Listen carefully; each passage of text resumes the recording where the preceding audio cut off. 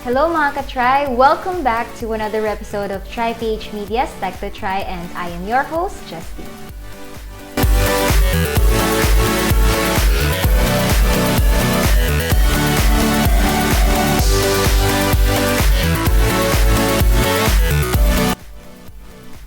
Isang linggo na naman po ang lumipas, Thursday na naman today, and we will once again talk about the tech side of our life.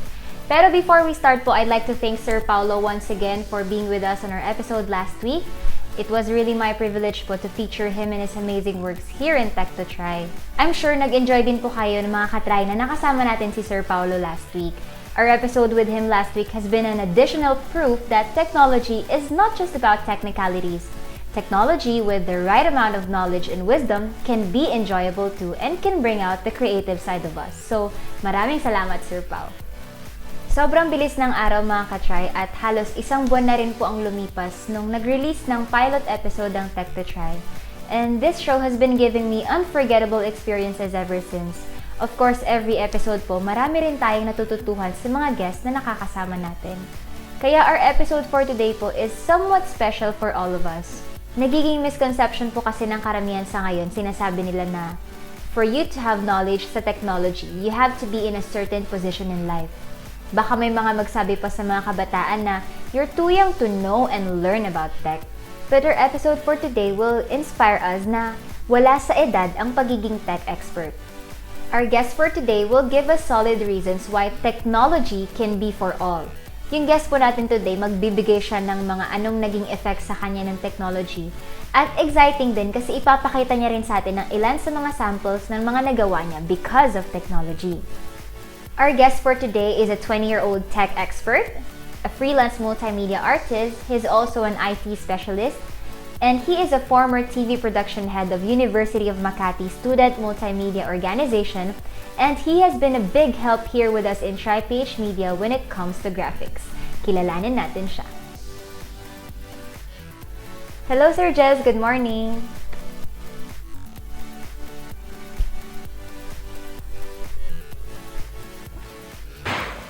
Hi Miss Justine, good morning. Good morning din sa mga viewers natin na nanonood ngayon. Good morning din sa ating mga ka-Try. Ayun, welcome to Tech to Try po. And before we start, Sir Jez, would you like to introduce yourself? Mabanggit nyo na rin po kung nasaan kayo ngayon at kumusta yung kalagayan niyo dyan.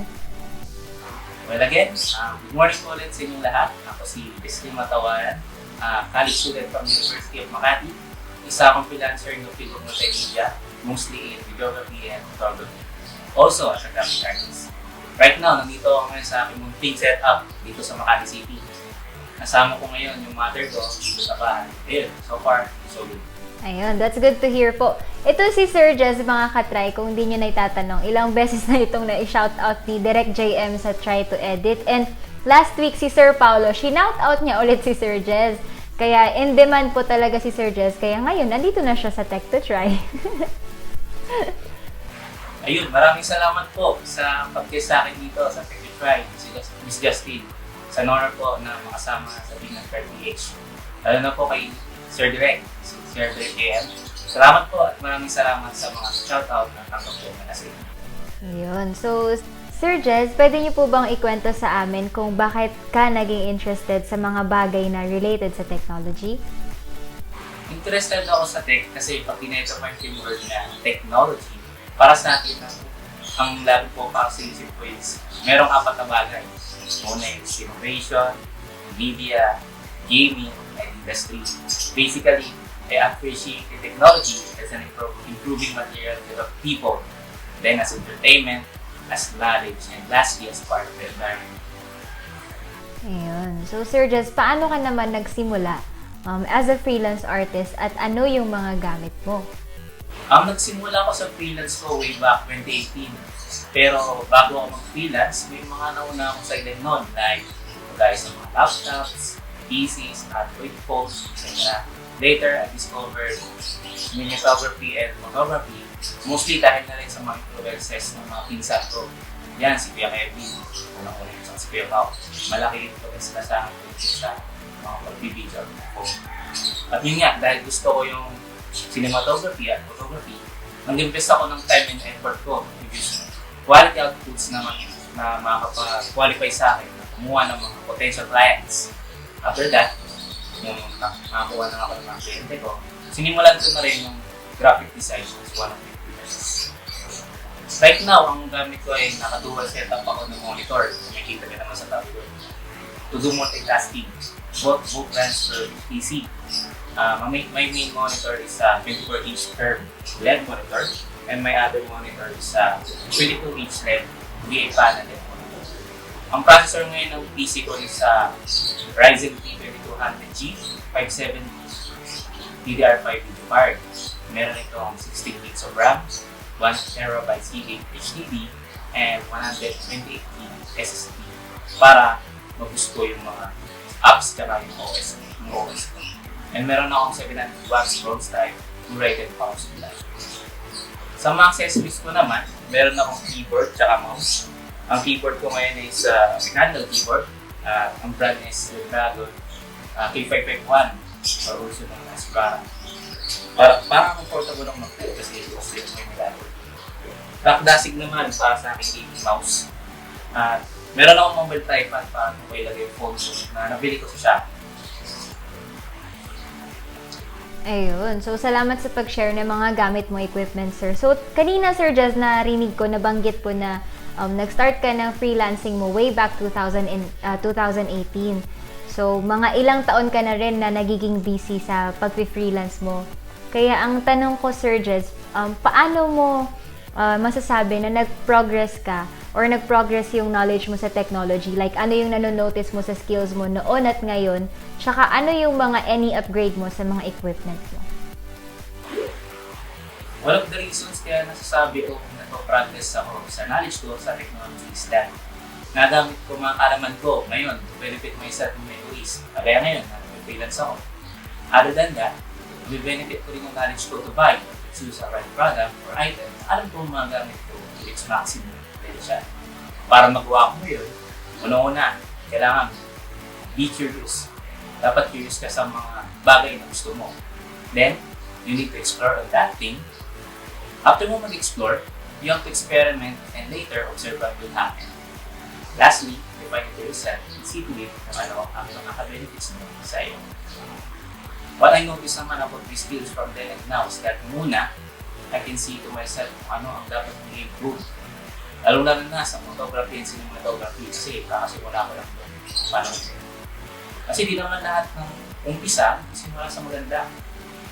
Kailangan mo mag-practice. Mag-practice ka lang until ma-master mo ang certain skill na gusto mo i-nourish. Now, napapansin ko sa mga skills ko ngayon, malaking difference kaysa noon. Bakit? Kasi, lagi ako nagpo-practice. Tuloy-tuloy lang ang improving. Every step improving. Ngayon, meron kang 3 options para mag-improve. First, dapat open ka sa mga constructive criticism. Dapat i-serve mo yun as your motivation to do more about your skills. Then second, dapat you have the passion to do the things. Kailangan mo yun ay yung fuel or gas para makapagpa-serve din sa iyong motivation. And third, practice. Practice lang para sa pag-improve ng skill. Para naman sa equipment, mauna, nagsimula ako sa wala. As in, wala talaga. Zero. Pero, hindi rin nagtagal, nakapag-provide sa akin ng una kong laptop. Which is yung galing ganito. Then, sunod is APMI na product. Nagtsaga ako sa mga laptop na yun for how many years na rin. Pero, nakakalungkot, hindi kaya ng laptop ko nung ginagamit nila yung mga everywhere ko na mga ginagawa. Kaya ang solution ko nun, every time na may project ako or may passion, nakikituloy ako sa mga bagay ng relatives ko, sa mga closest friends ko, lalo na kailang araw to buwi. Napakalaking tulong nila sa akin. Kaya sobrang grateful ako sa inyo na pinapatuloy niyo ako kahit gabi-gabi yun, nagpukwet ako ilang araw. Sa bahay niyo nung panahon na wala pa akong gamit para makapag-edit. Sa bahay naman ang Sarah family, nila Azul family. Lagi ako nandiyan para edit. Ako naman yung mga ginagawa. Yun, maraming salamat po talaga. Pati yung mga other equipments ko rin na ayun, nanginihirap ko yung camera ng Kuya Pao, to do the cinematography, photography. At yung mga quality at yung mga outputs na nakikita nyo sa screen, yan, mga viewers namin. So ayun, sa kabila nun, ang dami ng ang hirap na workloads at mga obstacle na nalampasan ko na in the end, sobrang laki ng blessing na akin. Doon ko na-realize yung quote na it is not the road that brings you down. It's the way you turn. The point is kahit ano pa mga hirap yung pasan mo, may raraos mo yan kung i-challenge mo yung mindset mo na may magandang results sa lahat ng mga ginagawa. Now, dahil sa hardship ko, nakapag-invest ako ng sarili kong workstation with the help of Kuya Mike at Mother to build up this PC setup na may kita din na alam kong mga gamit ko ngayon sa pag-freelance.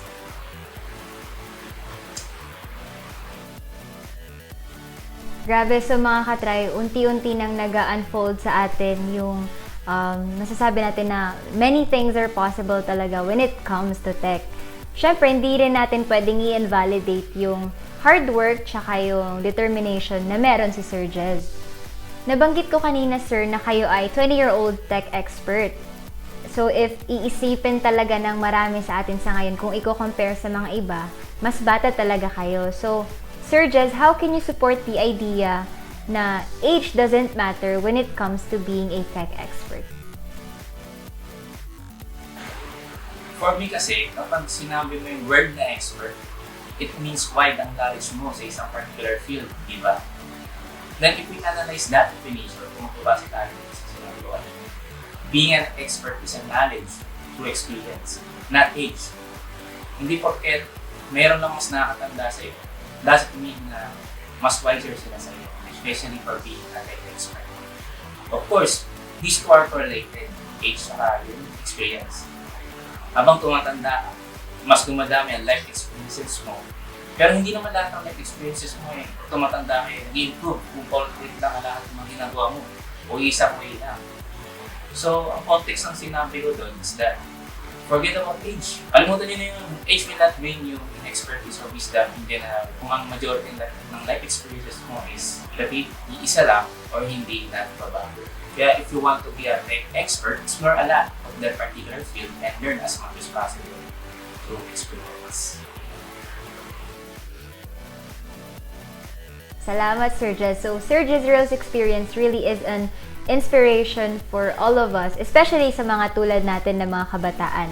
He's a living proof that age doesn't matter if you are really interested in tech. Sir Jez, last question para rin mas maipakita natin sa mga katry natin yung skills mo. Ang question is, how did you use your knowledge in tech when it comes to your freelancing?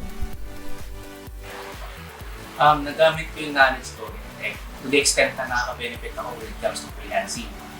Na-utilize ko yung mga kaalaman ko na i-execute lahat ng mga tutulan ko, creativity ko to produce an output na ikatutuwa ng mga clients ko at mga viewers na nakakita ng piece ko with that equipment that I have right now. So, ang sasabi ko lang is, never stop improving, gain more knowledge. Hindi lang daw para mag-grow ka, at hindi din sa pag-freelance, kundi in a whole aspect of life and technology. Salamat, Sir Jez, for being an inspiration and for showing us your skills and some sample works. Sir Jez, baka meron kang mga gustong batiin, chance mo na to. Dati ikaw lang yung sinashoutout, ngayon ikaw na yung magsha-shoutout sa kanila. Ito na yung third ko. Marami-rami to. Ang binabati ko, unang-una yung family ko, yung mother ko, si at yung ate ko na nag-work ngayon.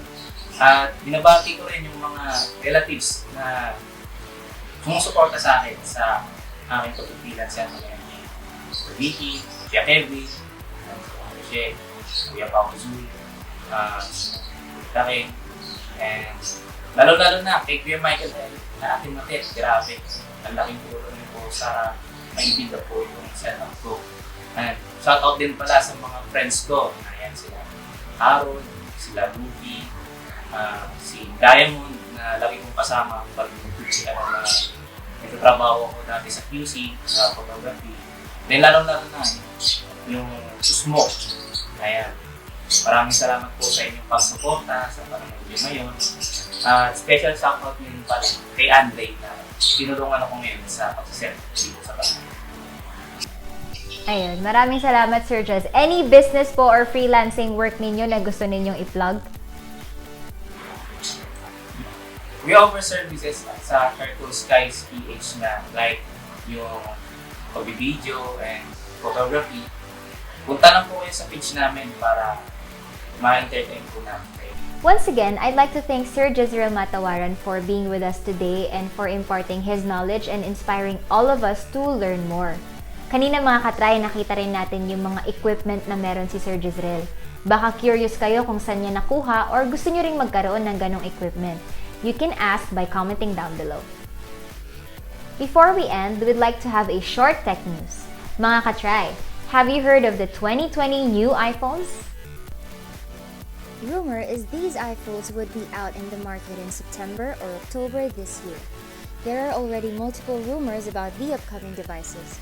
We're expecting the 2020 iPhones to be called the iPhone 12, iPhone 12 Pro if Apple follows the same naming scheme it used for the 2019 iPhone lineup.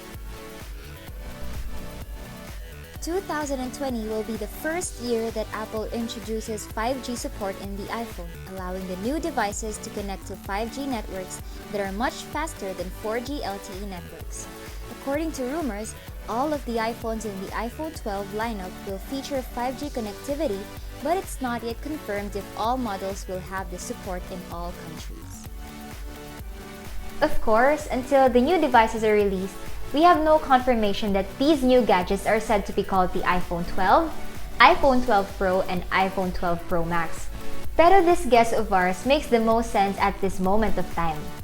Mga katry, meron na po ba kayong mga nag-gather na information regarding these new iPhones? If yes, comment down below because I'm really excited to read your thoughts about these new gadgets. Before we end po, I'd like to greet my relatives in Pampanga. Hello po, thank you very much for watching Tita Grace, Tita Snooki, and kay Lola Susing. Salamat po sa palaging panonood ninyo. Sana makavisit ako sa Pampanga pag okay na yung situation. Once again, thank you for tuning in on today's episode. We'll be learning more about tech on our episode next week, kaya watch out for today. Watch out. Ulit. Once again, thank you very much for tuning in on today's episode. Next week, we'll be learning more about tech, kaya watch out for it. And please know that I will always try to give you something that will help you appreciate technology even more. This has been Tech to Try, and I am your host, Justine. See you on Thursday, 10 a.m.